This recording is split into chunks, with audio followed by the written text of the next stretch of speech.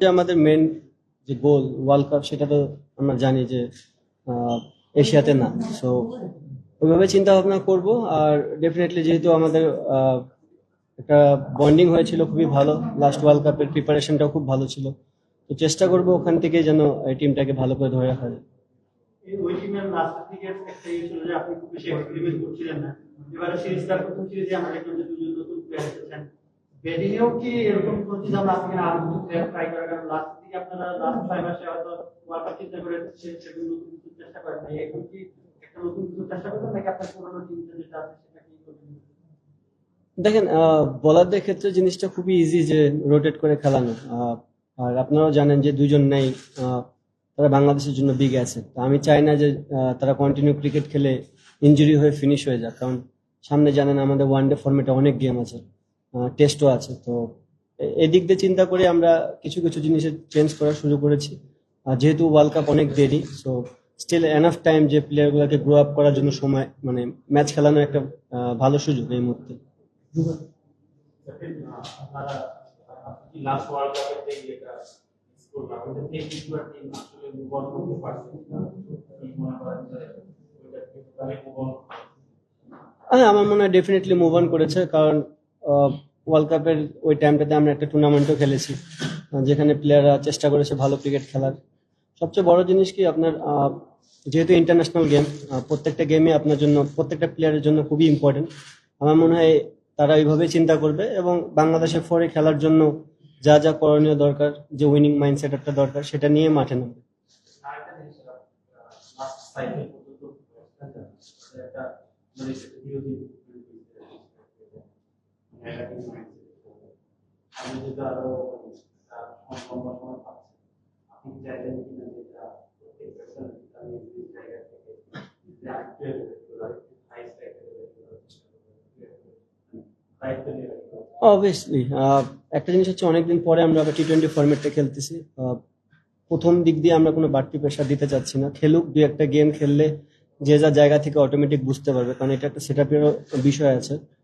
একটা ভালো দিক যে এই বছরে যে 9টা ওয়ানডে টি-20 হবে, তিনটাই ভালো টিমের সাথে এবং ব্যাক টু ব্যাক সিরিজগুলো আছে, তো এটা একটা পজিটিভ সাইন যে আমরা একবার খেললে পরের সিরিজটা আমাদের জন্য একটু হলেও তুলনামূলক ভাবে ইজি হয়ে যাবে। তারপরে আপনাদের শুরুতে 2026 ওয়ার্ল্ড কাপ পর্যন্ত ক্যাপ্টেন্সিটা দেওয়া হয়েছে, সেই বিষয়ে আপনারা খেলতে পারবেন না, পরে 28 পর্যন্ত। এই যে 28 পর্যন্ত যে দেওয়া হলো, তখন কি বোর্ডের সঙ্গে আপনার কি কথা হচ্ছে বা বোর্ডের এন্ড থেকে কি বলা হচ্ছে, বিশেষ করে আপনার এন্ড থেকে কি বলা হচ্ছে দল নিয়ে, বা 28 পর্যন্ত যে আপনি থাকবেন কি প্ল্যান?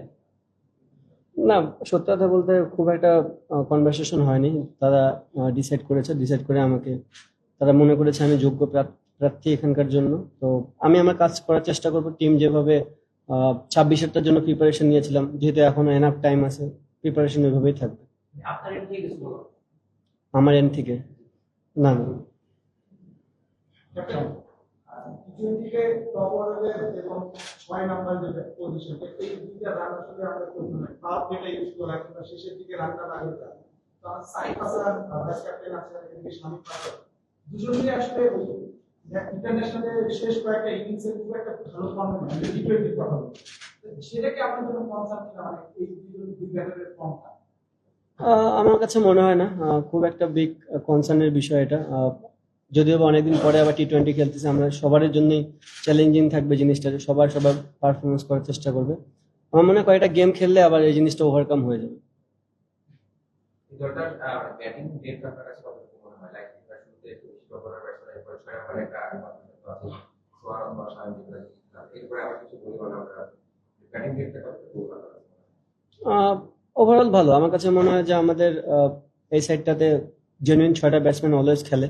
সাথে আপনারা জানেন রিশাদ এবং শেখ মেহেদী দুজনই ব্যাটিং করতে পারে, এবং পেস বোলারদের ভিতরে সাকিব আছে, সাইফুদ্দিন আছে, সাকলাইনও এখন নতুন জয়েন হয়েছে। তো ওভারঅল খুবই একটা ব্যালেন্স সাইড আমার কাছে মনে হয়। সেই ক্ষেত্রে এই দলটাই কি টি-টোয়েন্টিতে চলতে পারবে? একটা দুইটা গেম খেলি আগে, দেন বুঝতে পারবো। একটা আপনার পার্সোনাল পারফরমেন্সের কথা বললে, ব্যাটিং কিপিং নিয়ে তো অনেক কথা, ক্যাপ্টেন্সির অনেক কথা, কিপিং এর কথা একটু আলাদা কম নয়। আপনি you have been keeping wonderfully well, তো আপনার কি মনে হয় যে আপনার কিপিং এর এখন কি কি আছেন আপনি? এটা বলতে পারবো না পিকে আছে কিনা, বাট যেহেতু তিনটা ফরম্যাটে কিপিং করতেছি, তো আইডিয়া একটু বেশি হয়ে গেছে। কারণ আপনি জানতেন আগে আগে যখন খেলতাম টি-20-তে ফিল্ডিং করতাম, ওয়ানডেতে ফিল্ডিং করতাম, টেস্টে কিপিং করতাম। তো এখন যখন জায়গাটা জানি যে আমি কি আমার রোলটা হচ্ছে কি, সো চেষ্টা করি ওখানে 100% দেওয়ার জন্য। যে ওয়ার্ল্ড ক্রিকেটে যারা কিপার আছে আপনি কিন্তু একদিন ফলো করেন বা দেখেন যে তারা কেমন করছে, অ্যালেক্স ক্যারি অবভিয়াসলি ভালো করছে, আরো কেউ এরকম আপনি কি দেখেন কিনা? না, সত্যি কথা বলতে কিপিং এ খুব একটা ফলো করা হয় না। ক্যাপ্টেন লাস্ট বিপিএল এ ইমন মিডল অর্ডারে খেলেছেন 4 নম্বরে। আর আসলে দলেরই এমন একটা প্ল্যান ছিল, তারপরে তো বাংলাদেশের ইন্টারন্যাশনাল ম্যাচ খেলেন। তো এই সিরিজে ইমনকে কি মিডল অর্ডারে খেলানোর প্ল্যান কি হবে? না, আপাতত মিডল অর্ডারের চিন্তা ভাবনা আছে। ক্যাপ্টেন উইকেটটা দেখছিলেন আসলে টি-20 উইকেটের কত আইডিয়া আমরা লাস্ট সিরিজে কেমন দেখেছেন উইকেটটা? আর দুজন আছেন যারা নতুন দলে আমরা দুজনই জানি, তাদের ডেবিউ হওয়ার বা তাদের সুযোগ পাওয়ার সম্ভাবনা কতটুকু নাকি দুইজনের জন্য? ফার্স্ট অফ অল উইকেটটা দেখেছি, উইকেট দুই টিমের জন্য ইকুয়াল থাকবে। যতক্ষণ পর্যন্ত বল খেলা হচ্ছে বলতে পারতেছি না, বাট দেখে মনে হয়েছে ভালো উইকেট হবে। নতুন যে ক্রিকেটার আমাদেরকে দেখতেছেন প্রোভাইড করতেছে খুব ভালো ভালো উইকেট অনেক দিন ধরেই, তো হোপ যে এটাও ভালো উইকেট হবে। আর দুজনকে নেওয়ার পিছনে রিজন যেটা আমি ফার্স্টে আগে বললাম, হোপ যে আমরা তাদেরকে গেম টাইম দিতে পারবো। টি-20 র্যাঙ্কিং আমরা আপনি জানেন আপনি আপনার একজন ওপেনার নিয়ে দলটাকে দেখে কোথায় কোথায় আমাদের একটা বড় দুর্বলতা, ধরুন বিশ্বকাপের কথা বলছি না, কিন্তু ম্যাচের জন্যই আপনার ইমপ্রুভমেন্ট দরকার, কোথায় কোথায় যদি করতে চান। আরেকটা কথা বলা যায় ক্যাপ্টেনরা স্বাধীনভাবে কথা বলতে পারে না, দলের উপর কোনো প্রভাব থাকে না। আপনি কতটা স্বাধীনভাবে কাজ করতে পারছেন না করতে চান? ফার্স্ট অফ অল আমি অনেক স্বাধীন।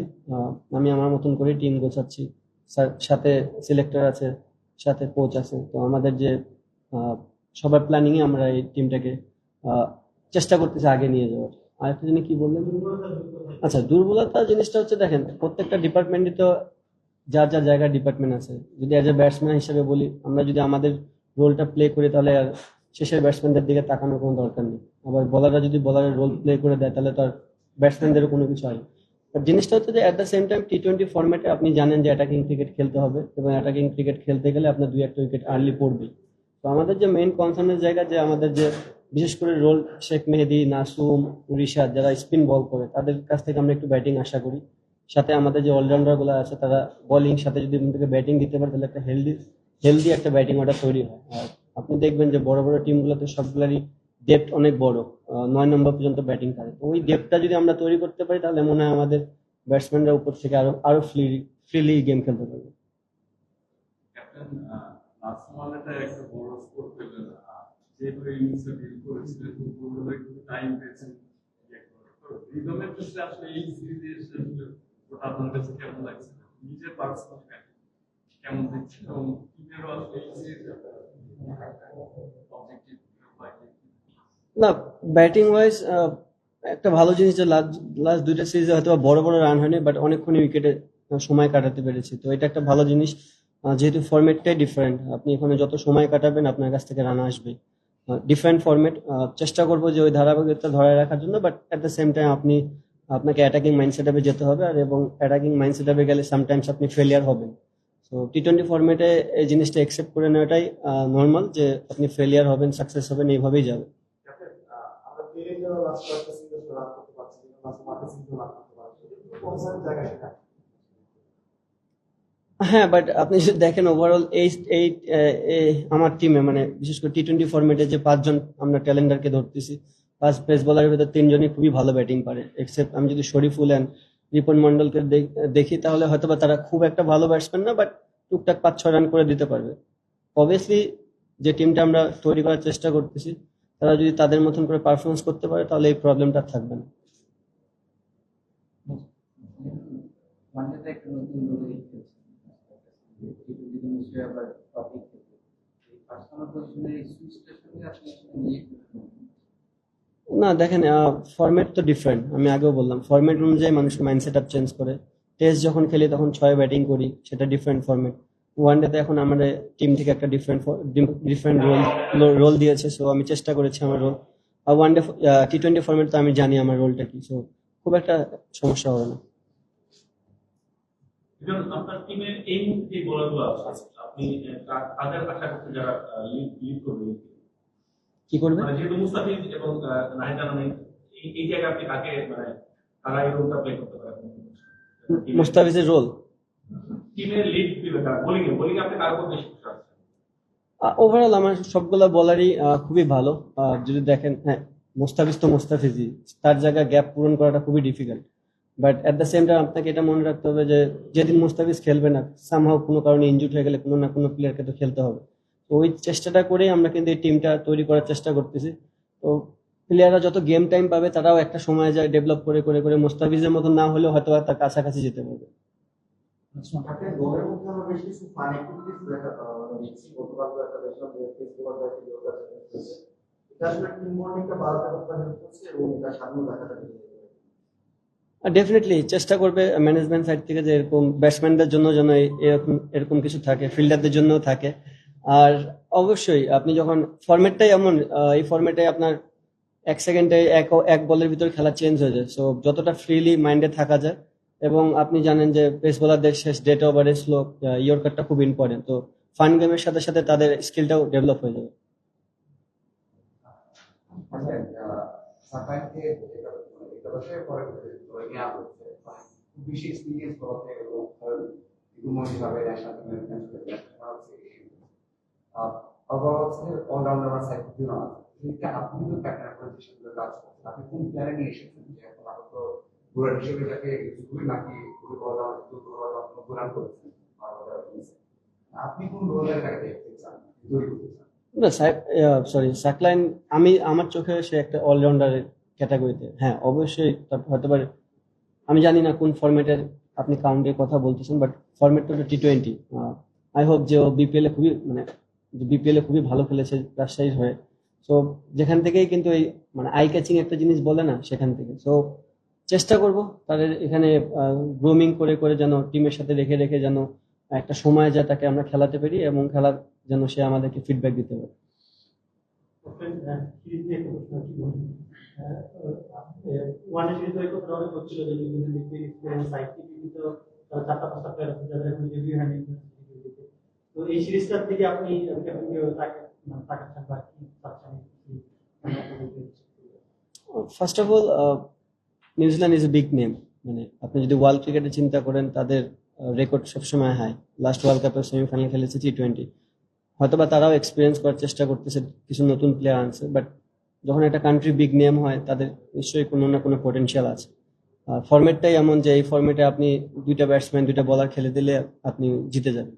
তো আমাদের চেষ্টা যেভাবে আমরা এতদিন ধরে অন্যান্য টিমের সাথে খেলে আসছি সেটাই থাকবে, এবং আমাদের বেস্ট ক্রিকেটটাই খেলতে হবে। ক্যাপ্টেন তামিম ইমন তারা পেসার ক্রিকেটে দলের মধ্যে 120 স্ট্রাইকারের বেশি খেলা একাধিক অনেক ব্যাটসম্যান আছে, লোয়ার মিডল অর্ডারেও আমরা দেখছি মারতে পারে এমন ব্যাটসম্যান আছে। ওভারঅল আপনার এই টিমকে কি বাংলাদেশের প্রেক্ষাপটে সবচেয়ে এক্সক্লুসিভ টি20 টিম? এইটা আপনারা অ্যান্সার দিতে পারবেন, আমি জানি না। বাট আমি তো এনজয় করতেছি, সবার সাথেই কাজ করে খুব মজা লাগতেছে আমার।